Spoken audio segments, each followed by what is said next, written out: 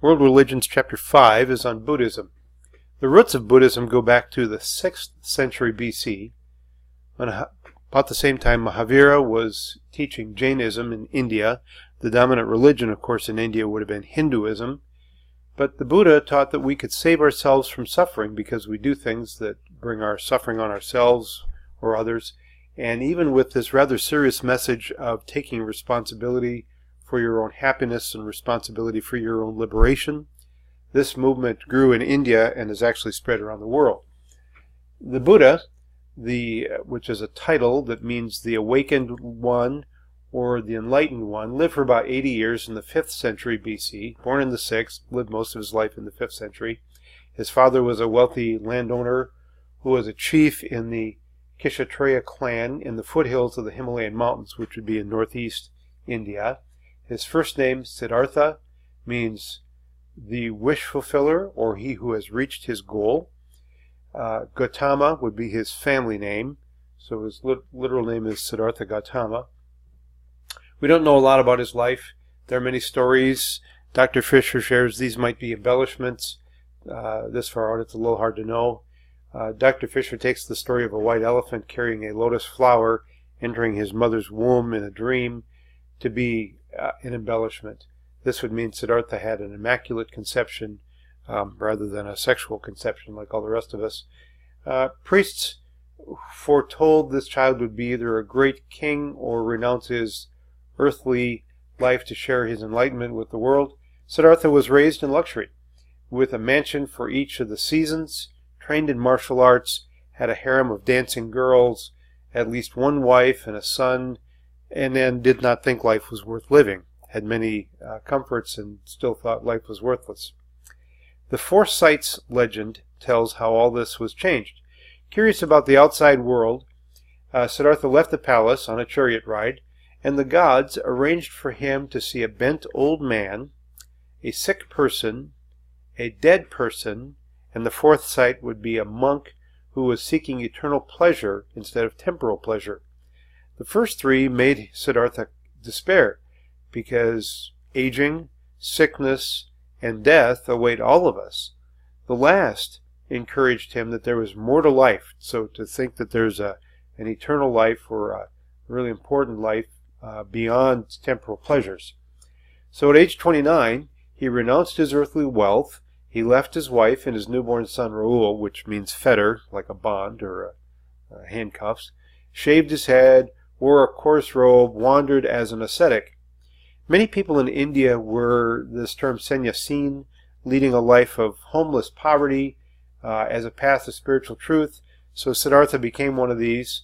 He tried the traditional methods and studied with a guru. Then he went 6 years in extreme self-denial and acknowledged that this did not lead to enlightenment. Then he changed and went on this path he called the middle way between self-indulgence and self-denial. So raised really wealthy in self-indulgence, and then trying the life of an ascetic that would deny physical desires, self-denial. This middle way is between those two. So he ate, regained health, and on the night of a full moon of the 6th month, he was meditating between the tree at Gaya, now Bodh Gaya, and he experienced supreme enlightenment. And he passed through all 4 of these stages in serene contemplation. First, he recalled all previous lives, thinking of reincarnation as the background for that. He had a vision of the wheel and death, the wheel of samsara, or the wheel of suffering and death. Third, he realized the cause of suffering and how to end this. And so now he had become the Buddha, the enlightened one, the awakened one. He was tempted by Mara to keep all this to himself because it was too complex for ordinary people to understand. But he decided to teach and gathered a group of followers and spent the next 45 years actually doing that. He was known as Shakyamundi Buddha. His teachings became known as Dharma, a way of life, kind of our general term for Hinduism. So you see there's a general meaning of this way, of this word term Dharma. The order of disciples who followed him were Sangha, and people who were accepted were regardless of castes. His stepmother and his wife became bhikkhushes, or nuns, Bhikshu would be a monk, the male form, and there's some speculation if the 8 special rules for Bhikshunis originated with Gautama or not, but these rules make any woman rank lower in rank than any male priest. Hindus believed a woman could achieve salvation only through the devotion of her husband.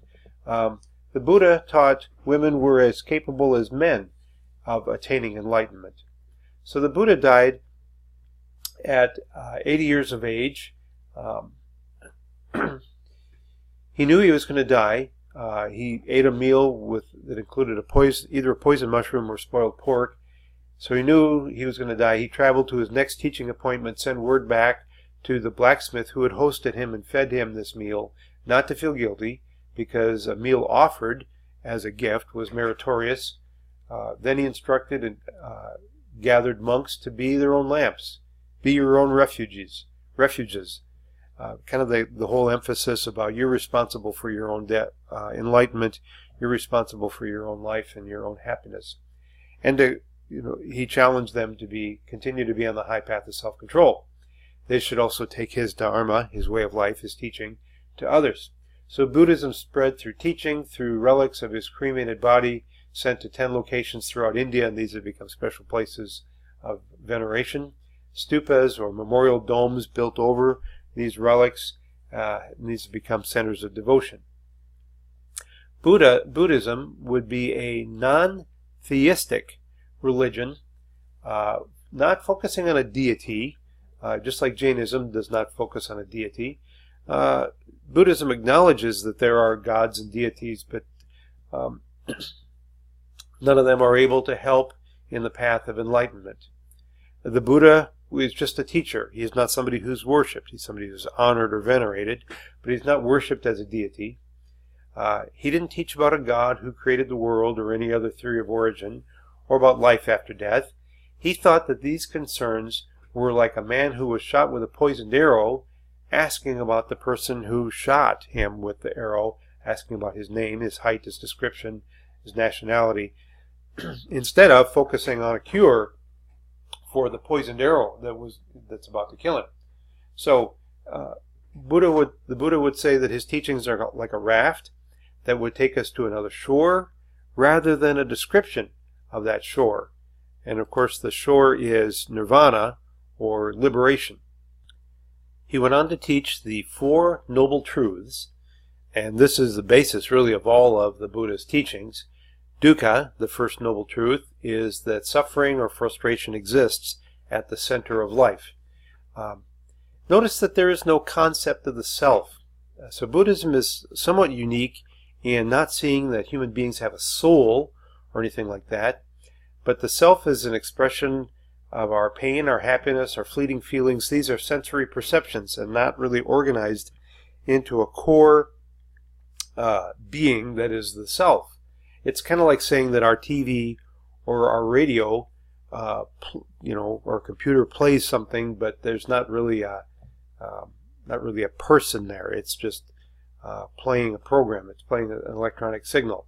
It's not really alive. Well, that's a bit like to compare what we as humans are when there's no self. Your identity passes from one moment to the next like a flame from one candle to another. Dukkha, the suffering, comes from our desires, which would be the second Noble Truth, our fortune or our pleasure, or even for the things if we desire things to stay the same, they don't stay the same. The problem is reality, because reality is constantly changing. Change is all the time. Instead, we should recognize reality, that dukkha exists. Anatta, it means everything's impermanent, constantly changing. Anatman is no self, no permanent, immortal self. This helps reduce attachment to one's own mind, to one's own body, and our selfish desires. Suffering can help us realize that everything is changing, and we can't really undo. We can't undo that, and we need to accept that, and it really doesn't matter because there's no real self to experience this. Dukkha ceases, third Noble Truth, when desire ceases. When this happens, the whole illusion that our lives matter, the whole illusion that our suffering matters. Yeah, ultimate reality or nirvana is revealed, this liberation from our life. We are free from our self-centeredness, and we are filled with compassion for others. Nobody really talks about the contradiction that if my life doesn't matter, why do other people's lives matter? But on to the fourth noble truth. Only through a life of morality, concentration, and wisdom, as described in the Eightfold Path, can desire and suffering be extinguished.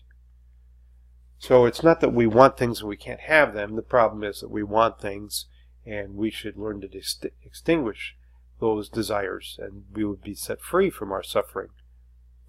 The Noble Eightfold Path would be the path to this liberation from our desires. And you see there's a lot that includes the word right or correct a lot of times. This is the path to liberation. Compensating for past demerits and earning merit, one can escape the cycle of death and rebirth into the peace of nirvana, or liberation from the cycle of death and rebirth. Liberation from the cycle of suffering. Right understanding, using the Four Noble Truths to shape our view of reality, training our mind will lead us to happiness, that this world and everything in it is an illusion, and it is delusional for us to think that this is permanent. Right thought or motives eliminate self-centered thought and attempt to cover our faults or to avoid others. Right speech would be to let go of worthless talk or gossip or harsh words and lies, to use words for truth and harmony, to say positive things to others. Right action would be involving the 5 precepts. Do not destroy life, do not steal, no sexual misconduct, no lies, no intoxication. Right action comes from clear understanding and unselfish motives.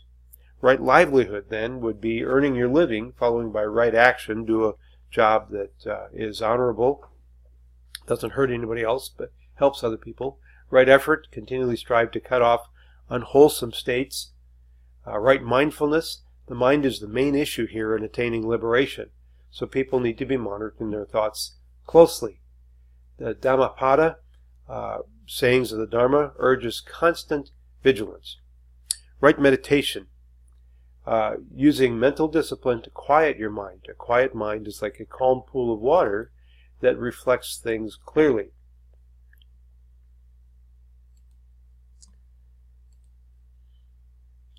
Well, there's no soul to be reborn. You know, in Hinduism we learned that the Atman lives with each of us, and we want that to connect to the Brahman, the eternal that underlies all existence.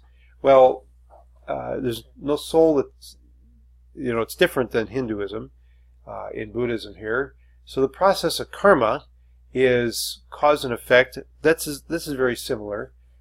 As a flame is passed from one candle to another, so our actions are passed on to another plane of existence. The nature of karma is hotly debated in modern Buddhism, but not really explored in our text. The wheel of birth and death, samsara, the wheel of suffering, is spun by negative intentions called the 3 roots of evil: greed, hate, and delusion. So what's delusion? Delusion is that this world is real. And so no one should cultivate their opposites: generosity, opposite of greed; compassion, the opposite of hate; and insight, to move closer to leaving the wheel of samsara. Buddhist memories of previous lives are told to illustrate moral lessons. They're called jakta tales, like the one described on page 146. Buddha is referred to as a bodhisattva, or one who is dedicated to other people's enlightenment.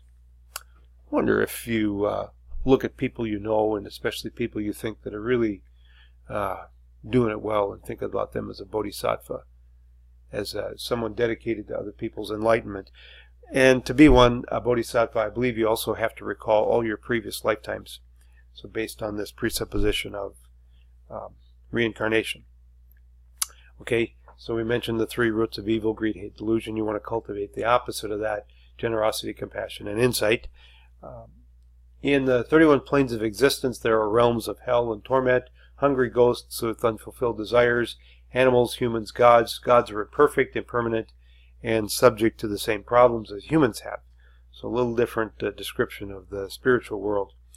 Nirvana is the ultimate goal of the Buddhist way, extinguishing would be a synonym for nirvana or liberation, like extinguishing a flame.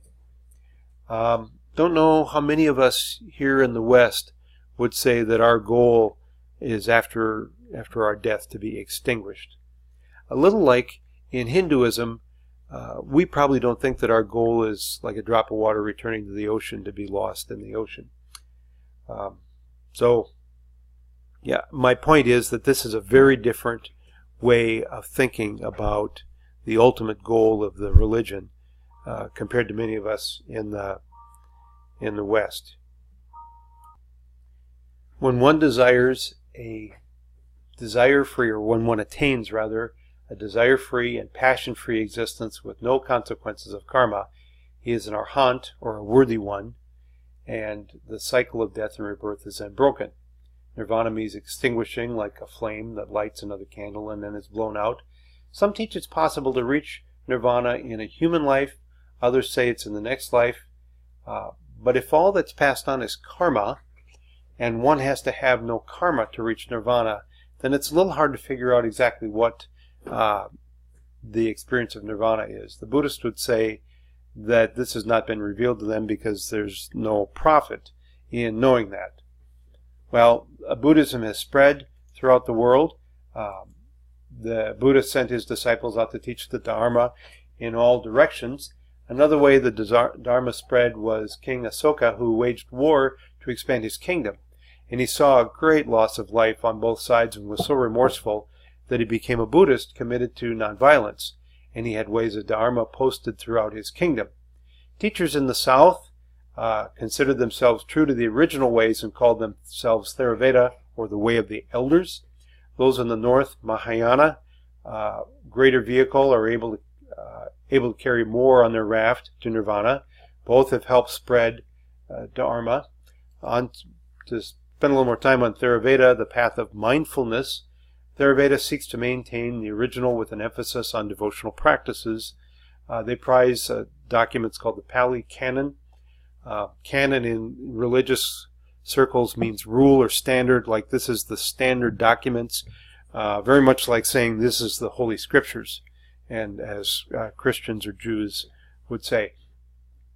So they prize the Pali Canon as a collection of sacred writings, also called Tiptaka, or three baskets, since manuscripts were kept in baskets, and these would be rules, teachings, and scholastic writings. The three baskets are the three categories of documents.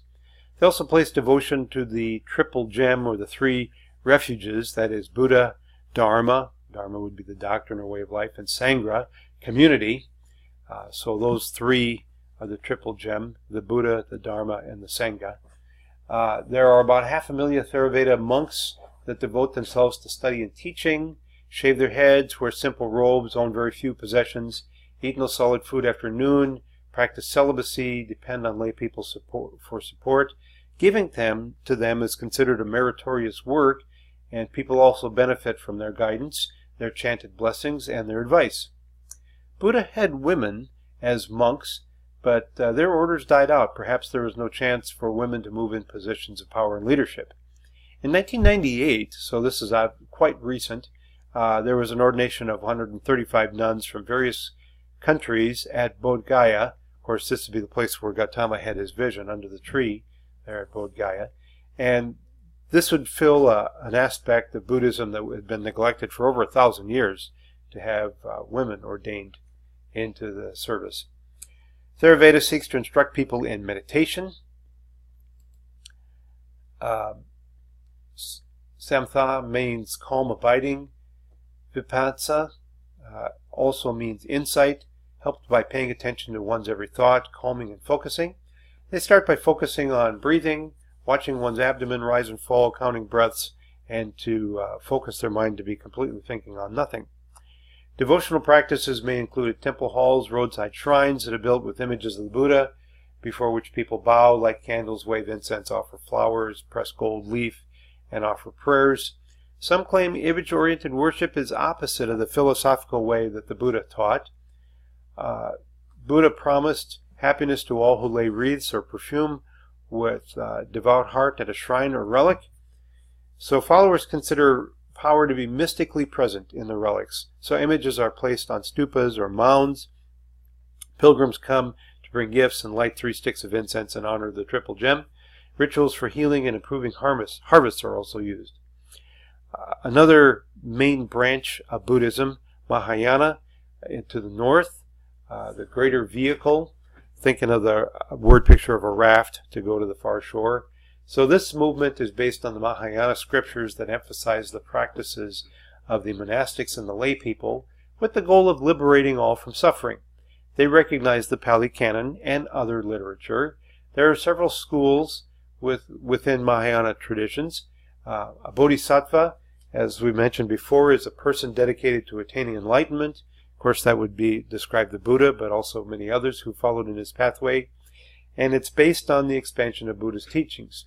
There are 4 vows of the bodhisattva: to save all beings, to end all passions, to learn all teachings, and to attain enlightenment.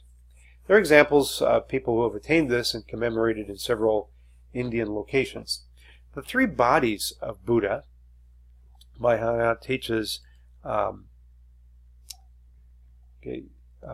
3 bodies of the Buddha. The enlightened wisdom, the celestial aspect that communicates Dharma to the bodhisattvas, and the body of transformation, by which the Buddha principle becomes human to help liberate people. So the 3 aspects would be the enlightened wisdom, second one, celestial aspect that communicates Dharma to the bodhisattvas, and then the body of transformation, which would be the third one, by which the Buddha principles become human to help liberate people. Sheikh Mayunda Buddha is one example of this. The Buddha moves through space and time, but followers are not to become attached to these appearances. Emptiness is this important concept because ultimate reality is suchness, and it is the lack of anything universal or permanent. Nirvana is a non-aggressive state of liberation from mental suffering. Some of the most paradoxical teaching involves shunyata, or voidness or emptiness. The philosopher Nagarjuna in the 2nd or 3rd century AD developed these things, shunyata, based on earlier ideas. So the ultimate exercise, or the ultimate existence rather, has no existence, and the ultimate truth has no content. What is distinctive about Mahayana is the application to emptiness to all things, even the teaching of Buddha, the wheel of life, the 4 noble truths, and the Eightfold Way. Mahayana Buddhism traveled east about 50 AD.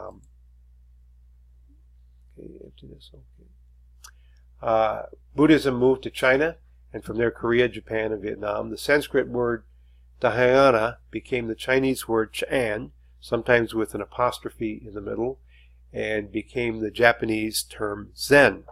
So many of us in the West here have heard of Zen Buddhism, based on the monk Bodhidharma, who spent 9 years in meditation facing the wall.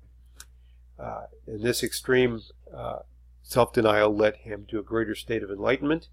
Zen claims to preserve the essence of Buddha's teaching through direct experience and does not rely on scriptures so much.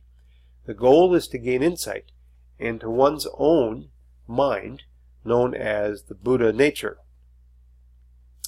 The main technique is zazen, or sitting meditation, with a specific upright posture, so the mind is free from any external objects. Some seek a sudden burst of insight into thusness, which is called kensho. Others say insight comes gradually. There's a combination of spontaneous action with disciplined concentration, as in calligraphy to a spontaneous brushstroke that is produced by years of practice. Another tool is paradoxical riddles that challenge the typical thinking of koan. What was your face before your parents were born? And to use these paradoxical riddles to help reach a state of enlightenment called satori, a direct experience of the unity of all existence. There's a book that's been popular in the United States. It's been a little while though, so you may not have heard of it, but it's called Zen and the Art of Motorcycle Maintenance, which is more a philosophy book, even though it uses the term Zen. You may have heard of Zen also in the context of a rock garden, or painting, or sword fighting. In times of great social upheaval, some thought people were so evil they could never attain enlightenment, and many turned to the saving power of Amida Buddha, Buddha of boundless light is what this term means. He is believed to be an ancient prince who attained enlightenment and uses pure virtue to prepare a place of bliss for all who call on his name. This place is called Pure Land. They repeat the name of Amida Buddha and wait for him to appear over the mountains or on the clouds. Nichiren, Salvation Through the Lotus Sutra, a 13th century Japanese fisherman's son Nichiren, stressed reforming not only self but society. The highest truths are embodied in a document, the Lotus Sutra, a collection of verses, parables, and descriptions of spiritual beings. Examples are Bodhisattva of superb action, who spreads truth even in evil times, and Bodhisattva ever abused, who is persecuted because he insists on reminding everyone that they have the potential to become a Buddha. They repeat their favorite mantra, take long peace walks to promote nonviolence and respect for all of life, and beat small drums while they chant. A branch of this movement is Soka Gai, based in Japan with millions of members around the world. They call for peaceful resolution through the transformation of individual consciousness. Another branch is Risho Kosi Kai, founded in 1930 to bring the message of Lotus Sutra to the world. Another branch of Buddhism, the third main branch, is Vajrayana Buddhism, which means the diamond vehicle. Maybe a little elaborate to think about a raft to go to the far shore as being made with diamonds. But still the metaphor is to travel across the great void. Anyhow, Theravada is the first vessel of Buddhism and Mahayana is the second. The third would be Vajrayana, the diamond vehicle, and the most elaborate. Originally developed in northern India, this moved to Tibet, Nepal, Bhutan, Sikkim, and Mongolia, and has also spread to North America, and Europe. In the 7th century A.D., King Songstan of Tibet sent students to study Buddhism in India, but they all died in the oppressive heat. Friends of mine have visited Buddha and talk about visited India rather, and talk about incredibly hot it is there. Only one of the second group survived and returned across the Himalayas and brought these Sanskrit texts that were translated into Tibetan, so they returned to King Songstan with the holy books. Then King Songstan declared Buddhism to be the national religion of Tibet. The existing religion was led by a group of shamans called Bon, and they tried to sabotage this big change, and eventually practices like prayer flags and practices for the dying were included in Tibetan Buddhism, kind of a mixture, or you might remember our term syncretism, combining different religious traditions. So in Tibet they developed 3 stages: Hinayana, quieting the mind, and relinquishing attachments through meditation; Mahayana, training in compassion and loving kindness; and Vajrayana, or Tantrayana, sometimes it's called, rigorous tantric yoga practices designed to construct a diamond body to achieve enlightenment in one lifetime, instead of several reincarnations. Teachers, the highest of who are called lamas, guide disciples through a series of tantric practices. They practice deity yoga, or meditation on a specific deity whose qualities they wish to imitate. The Chinese communists persecuted the Tibetan Buddhists when China took over Tibet in 1951, and over 100,000 escaped into exile into India. One of these who escaped is the 14th Dalai Lama, whose books you may have seen in modern bookstores in the United States. He is the spiritual and political leader of the people, and basically he would be the main and most visible Buddhist leader in the world, loosely comparable to the Pope as the leader of Christians. So he's a popular speaker around the world and has helped bring a revival of Buddhism in modern times. Many make the trek to Dharamsala in northern India, where he is in exile from his native Tibet and leading the Buddhist movement. And I have an acquaintance who has been to Dharamsala several times and dialogued with the monks there. Describes it as an amazing experience. So several people from around the world have visited Dharamsala. Followers meditate on thengas, which are elaborate images of the Buddha or Bodhisattva surrounded by deities. They meditate on mandalas, or symmetrical image organized around a center representing the universe. They also chant mantras. A favorite mantra or a phrase is Om Mani Padme Om. And can you imagine somebody chanting that for hours on end? Om Mani Padme Om, Om Mani Padme Om, which means jewel in the lotus of the heart, or the treasure within every person. So you probably have heard of a mantra that people chant over and over, or just to meditate on the word Om, which is considered the basic resonance of the universe. Buddhism in the West, obviously Buddhism is spread around the world. Before we talk about in the West, there are Buddhist festivals not uniformly celebrated, since Buddhism is a rather fragmented movement and different from place to place. Most people go to a temple in the morning with a food offering to renew their commitment to the 5 precepts, hear a talk on the Dharma. Specific festivals include Vesak, marking Buddha's enlightenment, a rainy season retreat described in our textbook, Magha, observed on the full moon of the 3rd month, and remembering the first ordination of the first 1,250 adherents. Buddhism, of course, has spread largely because Buddhists were forced to leave India and then forced to leave Tibet. The exodus of so many, hundreds of thousands from Tibet, has led the Dalai Lama back to India, and many lamas to the United States and Europe, where they have established meditation centers, offer retreats, and teach a monastic lifestyle for short or long term.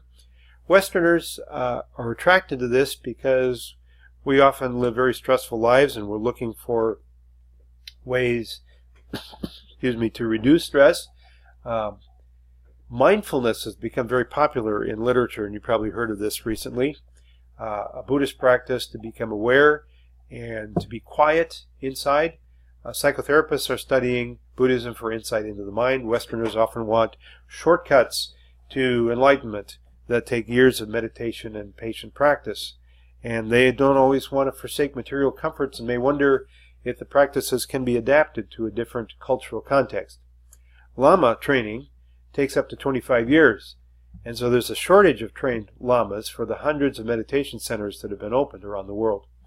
Westerners often push for equality for women, equal participation for women, which requires some changes to traditional Buddhism. Socially engaged Buddhism is counter to a common misunderstanding of Buddhism, where Buddhism would be seen as seeking total seclusion for only my enlightenment without a concern for others. From the beginning, there's a concern, or a tradition rather, of love and compassion and service to others. This challenges the traditional interpretation of the second noble truth, that suffering is based on an illusion, and basically to counter that, to say we should actively work to reduce the suffering of others, especially if we're following the Eightfold Path. We'll reduce the suffering of other people.